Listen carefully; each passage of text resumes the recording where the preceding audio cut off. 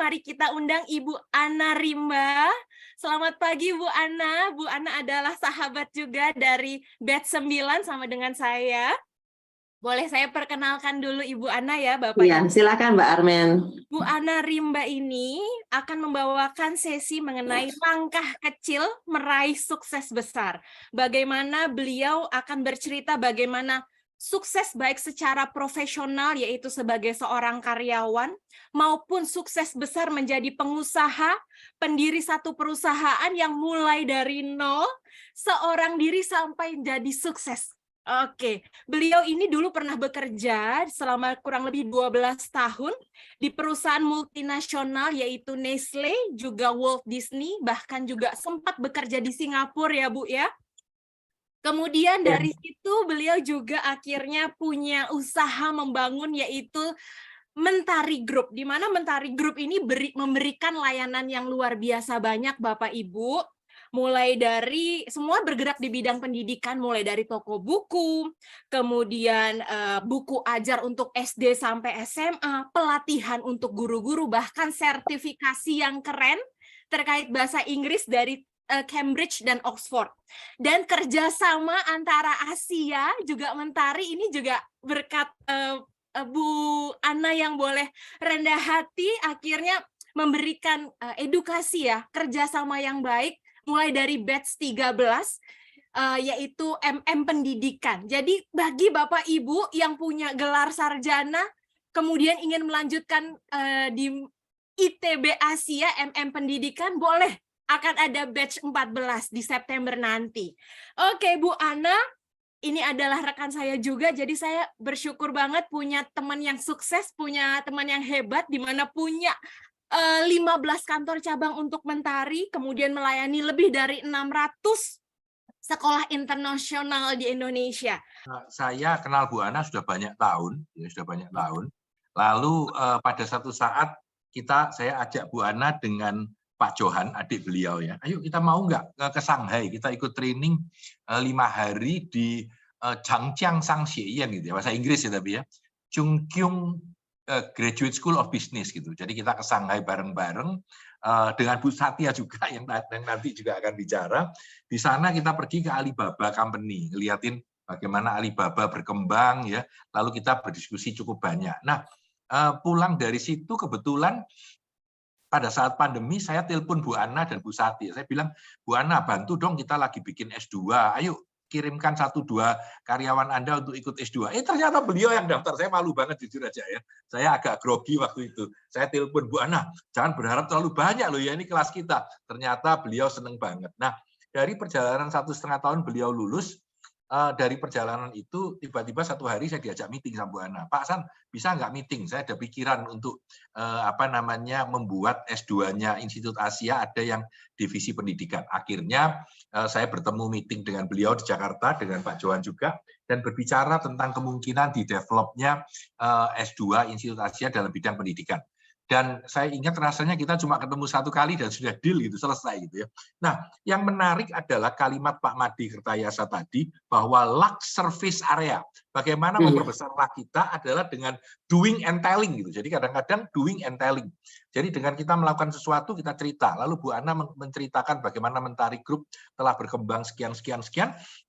Akhirnya terjadilah kebersamaan ini sehingga akhirnya kita punya S2 jurusan bisnis dan S2 jurusan pendidikan yang juga bekerja sama dengan Mentari Group ya. Tanpa berlama-lama saya serahkan waktunya kepada Bu Ana Rimba. Silakan Bu.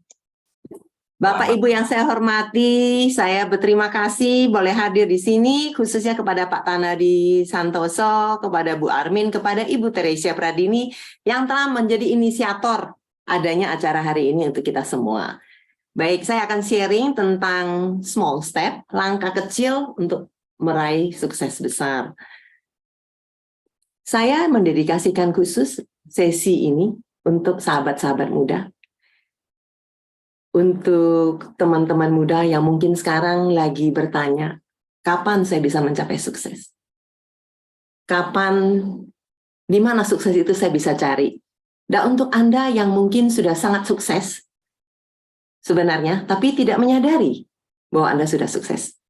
Semoga apa yang saya bagikan hari ini bisa memberikan inspirasi dan bisa membuat Anda menjadi manusia yang lebih bahagia, lebih menyadari bahwa Anda sudah sukses. Demikian, isi ini saya tulis, saya renungkan berdasarkan pengalaman saya bekerja selama 34 tahun. Ya, 12 tahun pertama saya bekerja sebagai profesional di 2 perusahaan multinasional, Nestle, Walt Disney. Dan saya bersyukur selama 12 tahun sebagai profesional ini saya boleh belajar banyak tentang brand management, tentang sales, tentang marketing, business management, account management, dan posisi saya terakhir di Walt Disney adalah sebagai business manager untuk wilayah Asia Tenggara, publishing manager yang berkedudukan di Singapura. Kemudian pada tahun 2001 saya mendirikan Mentari Group. Dari lantai 2 rumah saya di tahun 2001, 22 tahun yang lalu, dan hari ini Mentari sudah menjelma menjadi satu unit usaha, satu perusahaan, satu grup perusahaan dengan 7 unit perusahaan yang melayani lebih dari 6.000 sekolah dari Sabang sampai Merauke, termasuk di dalamnya ada 600 sekolah internasional yang berbasis bahasa Inggris.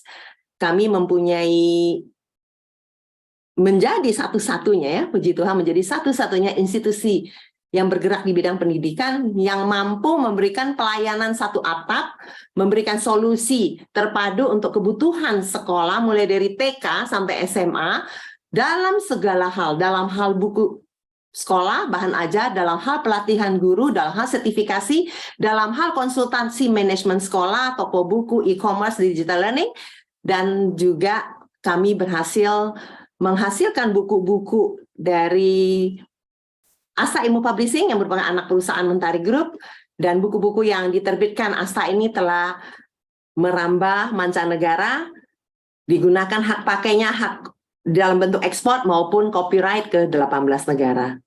Nah, saya ingin men-sharingkan bagaimana yang dilakukan oleh Mentari, dilakukan oleh saya selama 34 tahun ini, bagaimana kita mencapai sukses gitu. Apakah benar gitu loh, sukses dalam berbagai segala aspek kehidupan membentuk kesuksesan seumur hidup. Apakah kita bisa meraih semua aspek kehidupan kita itu kita buat sukses gitu? Jawabannya adalah bisa. Bagaimana caranya? Caranya sangat simpel, yang saya coba susun dalam 4 langkah. Jadi small step, 4 langkah. Langkah pertama adalah mendefinisikan sukses. Kalau kita ingin sukses, kita perlu membuat definisi. Apa itu sukses? Kalau kita sudah tahu definisinya, kita akan bisa mewujudkan definisi itu dengan jelas. Jadi definisi sukses adalah pada saat saya berhasil menyelesaikan target pekerjaan atau rencana kehidupan yang saya susun. Jadi definisi sukses. Langkah pertama, tentukan definisi sukses, yaitu sukses adalah pada saat saya berhasil menyelesaikan target pekerjaan yang saya buat atau rencana hidup yang saya buat. Langkah kedua yaitu memahami atau menjalankan DNA sukses. Apa itu DNA sukses? DNA sukses itu adalah tujuan, target atau goal. Jadi menyusun target atau goal untuk setiap pekerjaan saya. Ketiga, menjalankan formula sukses. Formula sukses adalah mempunyai goal yang jelas. Bisa itu adalah goal yang kecil, tidak perlu selalu goal yang besar. Jadi mempunyai goal yang jelas, kemudian secara konsisten menjalankan setiap goal kecil tersebut. Kita ingat pasti dengan cerita berikut, bagaimana perlombaan lari antara kelinci dengan kura-kura. Secara alami, tidak mungkinlah seorang kelinci kalah sama kura-kura. Kakinya lebih panjang, meloncat dengan cepat, kecepatannya lebih tinggi, sementara kura-kura berjalannya perlahan. Tapi kita tahu semua, kelinci kalah dalam perlombaan lari tersebut. Mengapa? Karena kelinci tidak punya sikap yang dimiliki oleh kura-kura, yaitu tekun, berjalan terus, konsisten, dan fokus. Nah, langkah keempat untuk meraih sukses adalah mindset. Bagaimana kita menetapkan mindset kita, cara pandang kita tentang sukses. Ini sangat penting. Cara pandang kita tentang sukses adalah, mindset yang tepat adalah bahwa sukses itu pada saat saya berhasil menyelesaikan target pekerjaan saya. Pada saat saya berhasil menjalankan rencana hidup saya. Jadi kalau mindset kita seperti itu, kita bisa sukses kapan saja. Kita juga bisa, sukses itu bisa besar dan kecil, dan kita juga yakin bahwa sukses itu ternyata mudah diraih. Asal kita menentukan target pekerjaan kita dan kita selesaikan. Dengan demikian kita sudah sukses. Jadi sukses kecil, misalnya hari ini, setiap hari saya akan berolahraga 15 menit stretching. Setelah bangun tidur saya stretching 15 menit. Dan saya konsisten melakukan goal kecil itu selama setiap hari, berminggu-minggu, dan seterusnya, berarti saya sudah sukses. Goal kecil dijalankan dengan konsisten, goal kecil yang spesifik ya, yang jelas, kemudian dijalankan dengan konsisten setiap hari, berarti saya sudah sukses. Dan karena itu sukses di kapan saja, kalau kita bisa sukses di setiap hari, kita tentu saja akan sukses menjadi orang yang benar-benar sukses seumur hidup kita.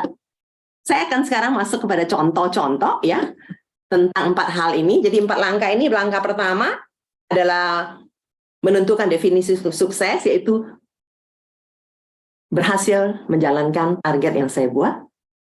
Kemudian menjalankan DNA sukses, yaitu membuat target tujuan. Kemudian formula sukses, menjalankan goal yang sudah disusun secara konsisten. Dan yang terakhir, mindset, cara pandang terhadap sukses. Kita sering pikir ya, aduh saya belum sukses karena saya belum punya rumah yang ada kolam renang, atau saya belum sukses karena saya belum punya tabungan di bank 2 miliar. Itu boleh kita punya cita-cita seperti itu ya. Sementara kita menanti untuk bisa sukses besar, misalnya kita ingin punya rumah besar, punya kolam renang di rumah itu dan sebagainya, kan itu perlu waktu ya, bisa 5-10 tahun ke depan. Namun kita kan perlu bahan bakar untuk menanti selama 10 tahun. Nah, penantian itu perlu diraih dengan sukses-sukses kecil yang akan membuat kita menjadi semangat, merasa optimis, membawa kita selalu punya harapan dan membantu kita untuk membangun sukses-sukses lebih besar 5-10 tahun kemudian. Tapi dimulai dari langkah-langkah kecil ini. Kita berikan contoh, bahwa contoh pertama saya menggunakan contoh sukses dalam aspek pribadi. Karena ini sangat penting ya. Seorang pribadi yang punya target sukses secara jelas untuk pendidikan, kesehatan, pengembangan diri akan menjadi pribadi yang mampu sukses juga di bisnis. Karena ini 3 aspek ini menjadi syarat mutlak ya kalau kita ingin sukses dalam bisnis ya. Kita perlu punya pendidikan, jadi kita perlu target sukses. Sukses menyelesaikan S1 tepat waktu dan langsung punya pekerjaan. Nah, itu contoh spesifik. Kemudian dijalankan. Dan untuk aspek kesehatan, sukses meluangkan waktu setiap hari 15 menit untuk berolahraga atau stretching, gerak badan. Dan jalankan itu. Kemudian pengembangan diri. Kalau saya, setiap hari saya disiplin membaca buku 30 menit di pagi hari. Dan apabila itu langkah kecil ya. Tapi kalau kita lakukan tiap hari, 15 menit olahraga, 30 menit baca buku, melanjutkan S2, dan selesai 1,5 tahun di Asia Institute, itu kalau kita lakukan itu semua, pasti kita akan menjadi pribadi yang lebih berisi, lebih sukses, dan kita merasa fulfill, kita merasa sukses. Nah, sukses ini akan memotivasi kita untuk melakukan sukses-sukses yang skalanya lebih besar. Nah, di dalam aspek sukses dalam aspek bisnis, saya akan berbagi. Di sini ada 3 tujuan yang perlu kita tetapkan pada saat kita ingin mencapai sukses dalam aspek bisnis. Nomor 1, 2, dan 3 itu saling berkaitan. Ini berkaitan dengan target sukses untuk membuat perusahaan kita mencapai target atau omset atau pertumbuhan. Perusahaan itu bisa bertumbuh pada saat ada pertumbuhan omset ya. Nah, untuk bisa bertumbuh mencapai nomor 3, kita harus mulai dari nomor 1, yaitu sukses mencapai angka target peserta setiap event yang kita lakukan. Misalnya event kita itu launching produk atau pelatihan guru. Apapun yang kita lakukan yang menggalang customer atau potensial customer, kita harus capai target pesertanya. Karena kalau kita mencapai target peserta, apakah itu 100, 200, 300, kita akan membuka kesempatan untuk terjadinya pemakai baru. yaitu akan mencapai target pemakai baru, yaitu poin nomor 2, dan target pemakai baru dengan customer baru yang semakin bertumbuh otomatis kita juga akan mengalami pertumbuhan penjualan dan mencapai target penjualan. Dan poin yang 4, 5, 6 ini poin yang tidak kalah pentingnya, bahkan sangat fondasi, adalah membangun SDM di dalam internal perusahaan kita. Kalau 1 dan 2, 3 itu tidak bisa jalan kalau kita tidak punya 4, 5, 6. Mengapa? Karena 4, 5, 6 ini adalah yang akan menjalankan 1, 2, 3. Jadi kalau setiap perusahaan butuh 4, 5, 6, yaitu adanya pertama visi misi perusahaan yang disusun dan dijalankan. Visi misi perusahaan ini sangat penting karena disinilah kita akan dipandu setiap saat sebagai pemilik usaha, dan semua orang yang terlibat di dalam usaha tersebut akan mengacu kepada visi misi. Mengapa perusahaan ini didirikan? Mengapa Mentari didirikan? Untuk apa? Untuk apa saya bekerja dengan keras dan berusaha dengan semangat? Karena kita ingin mencapai visi misi kita. Jadi semua akan mengacu kembali ke visi misi. Jadi sangat penting. Kemudian kita juga sangat penting menciptakan perusahaan kita menjadi tempat, ya, generasi muda Indonesia, generasi karyawan yang masuk ke perusahaan kita, teman-teman muda yang bergabung itu harus menjadi orang-orang yang berkompetensi, berkarakter baik dan sejahtera. Sehingga di dalam perusahaan kita akan terbentuk SDM yang unggul, yang mampu menjalankan tugas 1, 2, 3 dengan baik. Dan untuk mencapai nomor 5, kita harus punya target program training yang sukses, yang berkualitas, yang konsisten kita jalankan setiap waktu secara periode. Inilah 6 langkah sukses, 6 target sukses yang Mentari sudah jalankan selama 22 tahun sejak berdiri sampai sekarang, dan ini yang saya yakin menjadi kontributor terhadap suksesnya kita. Demikian, saya berikan contoh untuk visi misi, ya. Saya akan kasih sedikit contoh cerita tentang pentingnya visi misi. Saya ingat pada 8 Januari 2001, pada saat hari pertama Mentari berdiri, yang saya lakukan pertama adalah saya duduk di meja bekas punya suami saya, di lantai 2 rumah saya. Saya duduk, di situ saya menuliskan, mengapa Mentari berdiri? Mentari berdiri karena ingin membangun bangsa melalui pendidikan. Membangun bangsa lewat apa? Membangun SDM-nya yang unggul, lewat pendidikan. Melalui cara apa? Melalui cara pertama, kita harus membangun SDM yang unggul di dalam Mentari sendiri. Jadi Mentari harus menjadi tempat tumbuhnya generasi muda Indonesia yang berkarakter baik, berkompetensi, dan sejahtera.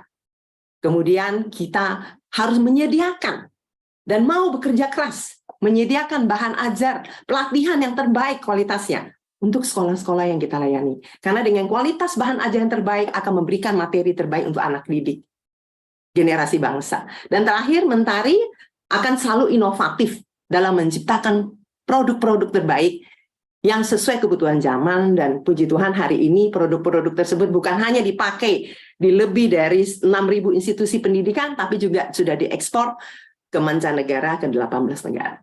Jadi demikian pentingnya sekali visi misi kita tulis, dan pentingnya sekali kita itu setia setiap hari menjalankannya ini. Sejak hari berdirinya perusahaan sampai 22 tahun kemudian kita melakukan. Demikian dari saya untuk konsep yang saya renungkan, saya ingin bagikan berdasarkan pengalaman bekerja 34 tahun. Nah, kemudian saya juga ingin berbagi dengan teman-teman pendapat dari ahlinya, gitu ya. Kalau Ana Rimba bukan ahli, ya. Ana Rimba hanya praktisi dan orang yang cinta pada pekerjaannya, orang yang ingin berbagi kepada teman-teman tentang arti sukses dan cara bagaimana mencapai sukses. Nah, sekarang kita belajar nih dari ahlinya. Ini namanya expert, success expert. Ternyata ada loh, sukses juga ada expertnya. Beliau adalah Richard St. John. Beliau ini bukan orang sembarangan, dia miliuner.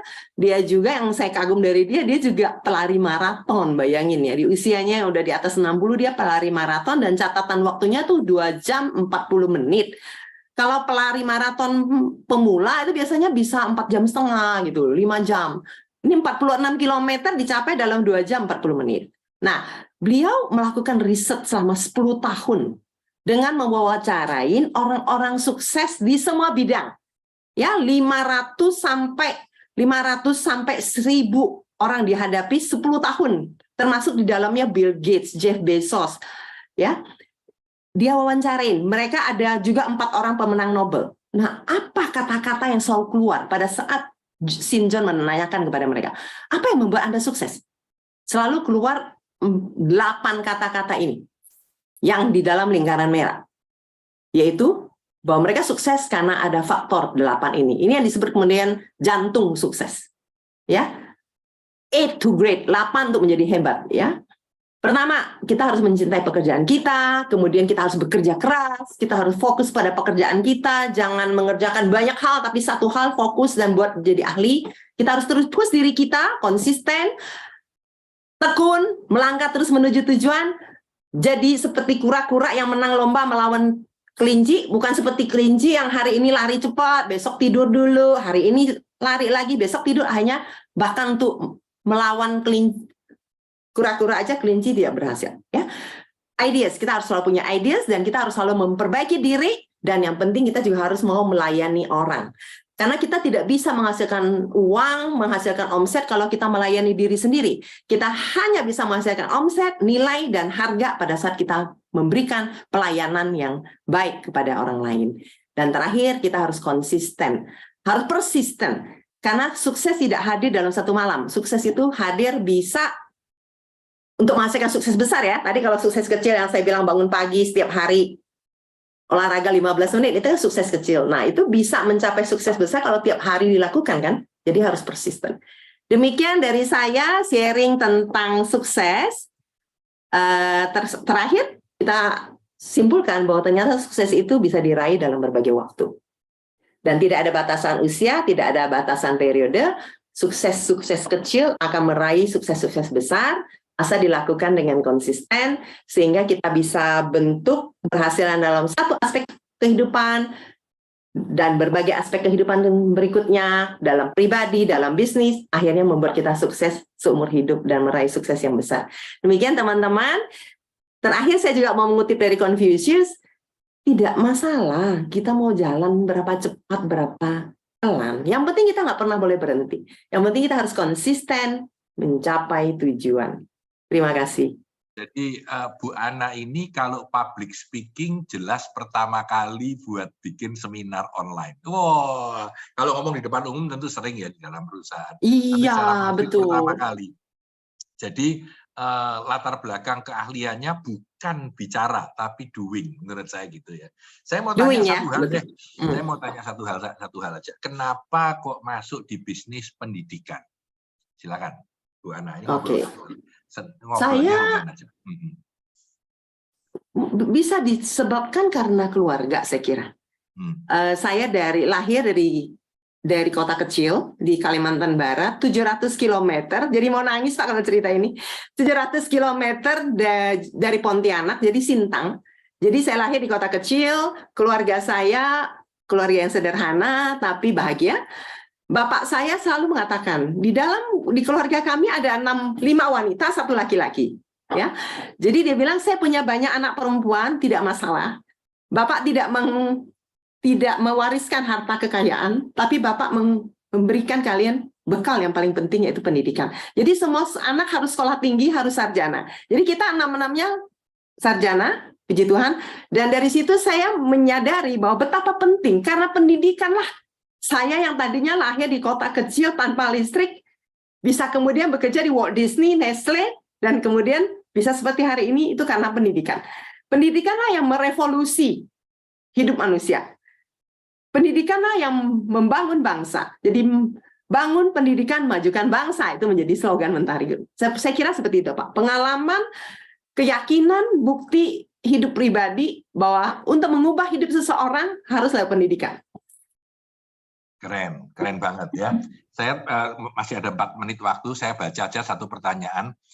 Idenya bagaimana ketika ide itu sering terkendali dalam melaksanakan menjadi kenyataan, ya, terutama dari sisi ekonomi, ya. Saya nggak percaya, tapi silakan Bu Ana bisa menimpali bagaimana menyikapi kalau ide itu terbatas karena adanya masalah ekonomi. Silakan. Baik, kembali lagi ke tujuan mengapa saya mau berhasil.